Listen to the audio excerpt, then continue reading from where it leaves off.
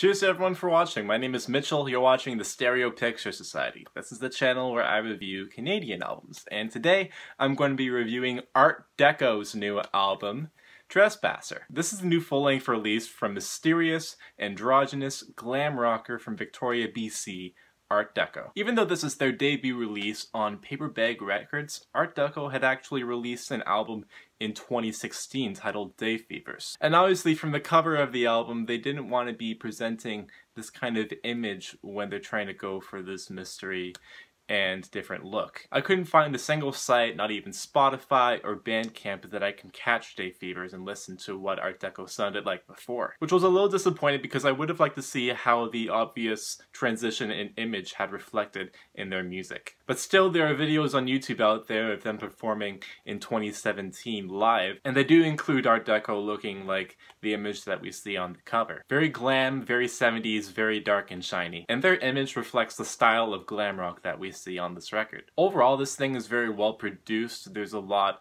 of sheen and reverb and chorus and a lot of doubled layered vocals on here, as well as the bass guitar and drums having a great groove throughout all the songs on this record. Art Deco's vocal performances and different vocal styles made me stay along and want me to listen through it again and again. Art Deco's vocal style is incredibly feminine and well trained and well done to sound like it. And what I mean to say on this is that it doesn't sound displeasing or discomforting or awkward at all on the record. They do a really good job of maintaining an entertaining performance. For me, a standout vocal performance is on the song Who Is It Now, which is a 6-minute track, and Art Deco definitely has a vocal style that's not unlike Debbie Harry from Blondie on the song, as their performance carries the song among these 70s synths and keyboards. I also like the cool dissonant guitar solo in this song as well. I also like the neat vocal layering that they do on the song Nobody's Home, a song with a neat guitar riff that has a whole bunch of chorus effect on it, while the lyrics express the duality of living alone but always being watched at the same time, kind of with the whole internet always watching you thing. I think this made for a better dance rock track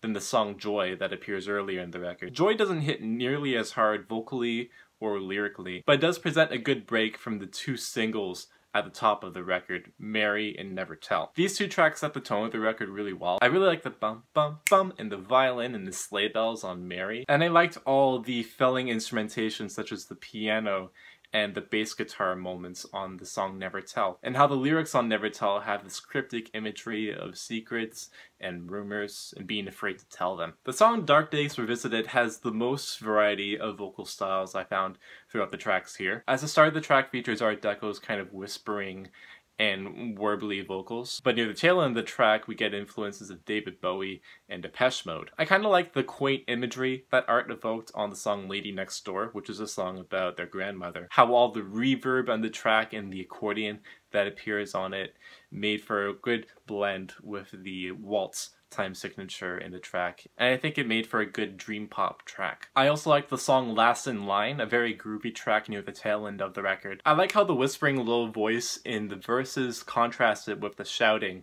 that is not unlike an MGMT chorus in the refrains of the track. Now throughout this album I thought the lyrics were pretty hard to follow along. They're definitely cryptic and meant to evoke a vibe and a certain feeling, much like the instrumentation, the pacing, and the influences on this record that Art Deco seems to be wearing on their sleeve. And I can vibe with that, and I feel like listeners out there that like their lyrics to be subjective and evocative will vibe with this as well. It was also fairly low-key of a record. I mean, I did play at a party last weekend near like 11 o'clock and it made for a good groovy record. I do think this is solid, and I do think it's a good foundational record for Art Deco to begin again, to kind of kickstart their tone and image one more time. And I think they have a pleasing production and tone, but I hope that for their next record they include some hard-hitting sounds and some experimentation, maybe some more catchy hooks to grasp onto, and I hope that they create a lot of opportunities just to put themselves out there in the public eye. Much like how pop stars over the course